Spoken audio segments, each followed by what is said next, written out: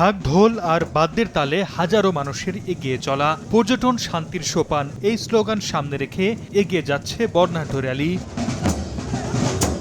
বিশ্ব পর্যটন দিবস উপলক্ষে শুক্রবার সকালে সৈকত শহর কক্সবাজারের সুগন্ধা পয়েন্ট থেকে বের করা হয় বর্ণাঢ্য র্যালি। কয়েকটি সড়ক প্রদক্ষিণ করে র্যালিটি লাবণী পয়েন্টে এসে শেষ হয়। এতে হোটেল, মোটেল ও পর্যটন সংশ্লিষ্ট নানা প্রতিষ্ঠানের কর্মী, ট্যুরিস্ট পুলিশ ও জেলা প্রশাসনের কর্মকর্তা কর্মচারী সহ অন্তত ১৫০০ মানুষ অংশ নেন। পরে সৈকতের লাবণী পয়েন্টে সংক্ষিপ্ত আলোচনা সভার আয়োজন করা হয়। কক্সবাজারের পর্যটন শিল্পকে এগিয়ে নিতে নানামুখী উদ্যোগের কথা জানায় জেলা প্রশাসন। এটি আসলে একটি দিবসের মধ্যে থাকবে এটা আমি মনে করি না। এটা আসলে ৩৬৫ দিনই পালন করা উচিত। সমস্ত কমিউনিটিকে সাথে নিয়ে কিন্তু পর্যটনটাকে বিকাশ ঘটাতে হবে। এখানে শুধু ব্যবসায়ী কিংবা সরকার পারবে না। বিশ্বের নানা দেশে ভালো বীজগুলোর যে বেস্ট প্র্যাকটিসেস সেগুলো আমরা ফলো করার চেষ্টা করছি। পুলিশ সহ আইন শৃঙ্খলা বাহিনীর সকলকে সাথে নিয়ে আমরা এই কাজটি করব।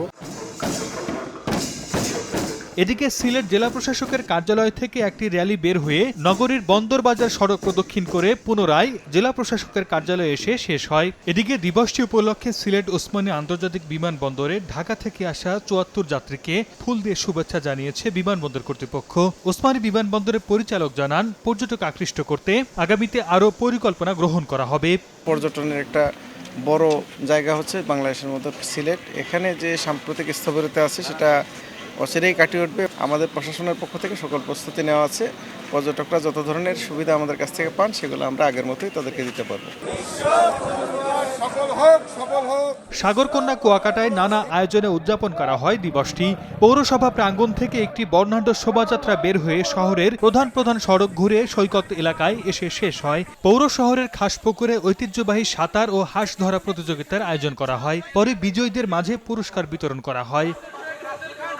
এছাড়া রাঙ্গামাটি, বান্দরবান, খাগড়াছড়ি, বাগেরহাট ও নেত্রকোনা সহ দেশের বিভিন্ন জেলায় নানা আয়োজনে উদযাপন করা হয় বিশ্ব পর্যটন দিবস।